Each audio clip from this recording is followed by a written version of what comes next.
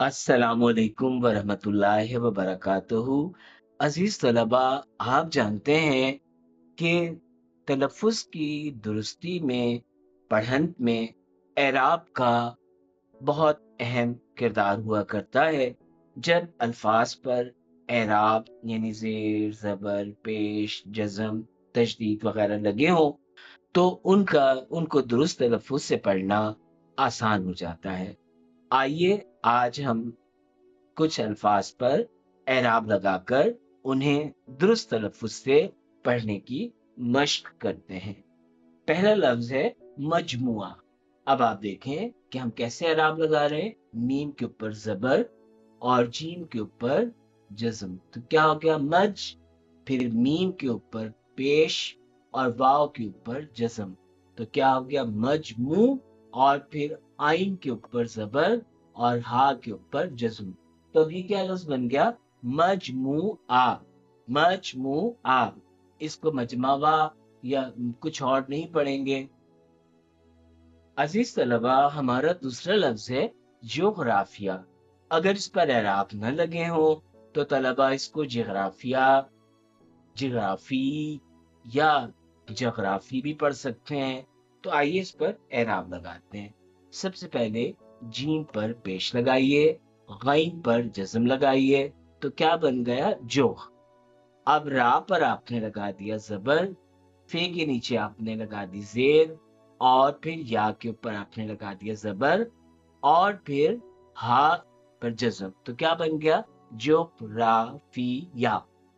अगला लफ्ज़ है तहफ़्फ़ुज़। क्या लफ्ज़ है? तहफ़्फ़ुज़ यानी हिफाज़त। अब आपने क्या करना है कि ता सबसे ऊपर आपने ज़बर लगाई, यानी ते के ऊपर आपने लगाया ज़बर।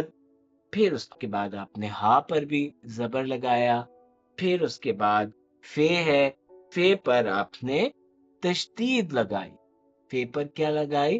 तशदीद यानी शद, क्योंकि तहफ़्फ़ुज़ में फे 2 मर्तबा पढ़ी जा रही है और फुज़ है तो आपने इसमें पेश भी लगाया।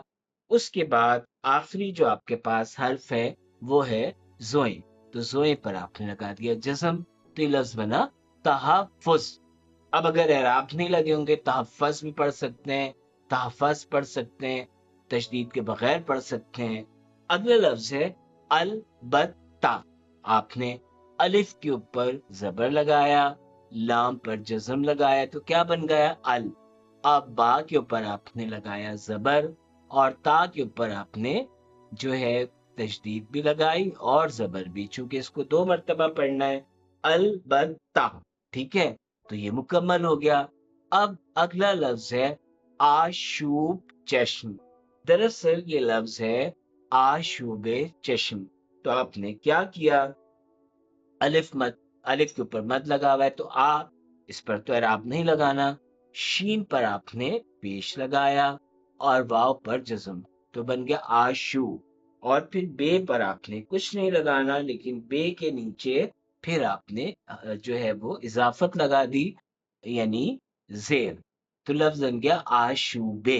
ठीक है, अब आपने लिखना है चश्म। चश्म पर क्या एराब आएंगे? शे के ऊपर जबर और शीन के ऊपर जज्म। तो बन गया चश्म। आशूबे चश्म। बाज लोग चश्म पढ़ लेते हैं, तो चश्म नहीं है, यह है चश्म। आशूबे चश्म। तो आप देख रहे हैं ना कि एराब से तलफ़्फ़ुज़ की दुरुस्ती कितनी आसान और दुरुस्त हो जाती है। अगला लफ्ज है, इसे क्या पढ़ेंगे? मजर, मिजर, मुज़र। क्या पढ़ेंगे? देखिए, अभी हम एराब लगा के इसका दुरुस्त तलफ़्फ़ुज़ अख़ज़ करते हैं। ये लफ्ज़ है मुज़िर, यानी नुकसानदेह। मीम के ऊपर आपने पेश लगाया और ज़ाद के नीचे आपने ज़ेर लगाया। मो और ज़े, मोज़े, और रे के ऊपर आपने लगा दिया जज़म। तो लफ्ज़ बना मुज़िर। मुज़िर माने जो ज़रर पहुँचाए, नुकसानदेह। अगला लफ्ज़ है, क्या पढ़ेंगे इसको?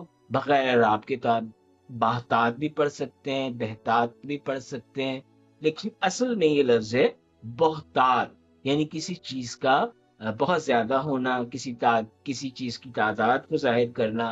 तो आपने बे के ऊपर लगाया पेश اور ہا کے اوپر آپ نے لگایا جزم، تو کیا ہو گیا بغ، اور تے الف تا اور تے ساکن تو موجود ہے، بس دو اعراب آئیں گے۔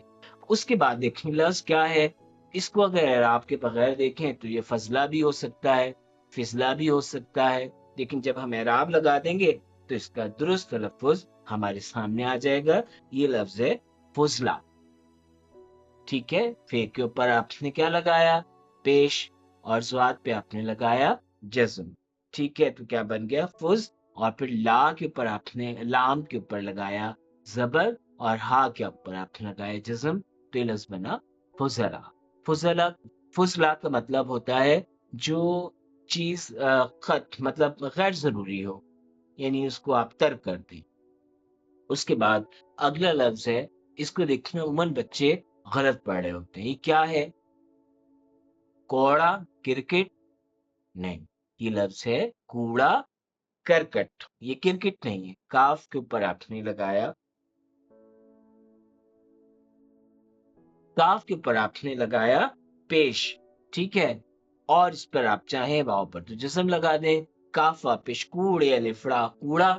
اب کرکٹ پر اعراب لگانا بہت ضروری ہے، کاف کے اوپر آپ نے لگایا زبر، را پر لگایا جزم، تو کر، کاف کے اوپر پھر آپ نے زبر لگایا اور ٹے پر جزم، تو کیا بن گیا کرکٹ، کوڑا کرکٹ یعنی گند کچرا وغیرہ۔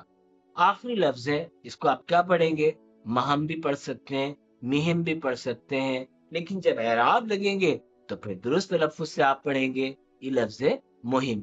میم کے اوپر آپ نے پیش لگایا، ہے کے نیچے زیر لگایا، اور نیم پر جزم لگا دیا، تو کیا بنا مہم، مہم۔ ٹھیک ہے، تو اب آئیے، اب ان الفاظ کو ہم اعراب لگا چکے ہیں تو درست تلفظ سے پڑھتے ہیں۔ آپ نے ان کے تلفظ کی درستی کا خیال بھی رکھنا ہے اور آئندہ ان کو درست تلفظ سے پڑھنا ہے۔ مجموعہ، جغرافیہ، تحفظ، البتہ، آشوب چشم، مضر، بہتات، فضلہ، کوڑا کرکٹ اور مہم۔ پیارے بچوں، آپ کی کتاب کاروان اردو کے صفحہ نمبر 85 میں جو سوال نمبر 5 موجود ہے، اس میں بھی کچھ الفاظ دیے گئے ہیں جن پر آپ نے درست اعراب لگا کر پھر انہیں صحیح تلفظ سے، درست تلفظ سے پڑھنا ہے۔ اب آپ کو کیسے پتا چلے گا کہ بھئی اس کے اعراب ہم نے درست لگائے یا غلط، تو اس کے لیے آپ لغت سے رجوع کر سکتے ہیں، اس کے لیے آپ کسی جدید جو ٹیکنالوجی ہے اس پر جا کے بھی لفظوں کو تلاش کر سکتے ہیں، اور پھر خود سے اس کے اعراب لگا کر اور اس کو درست تلفظ سے پڑھنے کی مشق کریں گے، اور یہ کوشش کرتے رہیں کہ آپ لفظوں سے کھیلیں، لفظوں کے بارے میں جانیں، ان کا درست تلفظ، ان کے معنی، تو یہ ایک بہت ہی دلچسپ کام ہوتا ہے، اور آپ کا ذخیرہ الفاظ بھی بتدریج بڑھتا رہتا ہے۔ تو امید ہے کہ یہ آپ سرگرمی اب دلچسپی کے ساتھ اور دل جمعی کے ساتھ کر لیں گے۔ انشاءاللہ۔ السلام علیکم ورحمۃ اللہ وبرکاتہ۔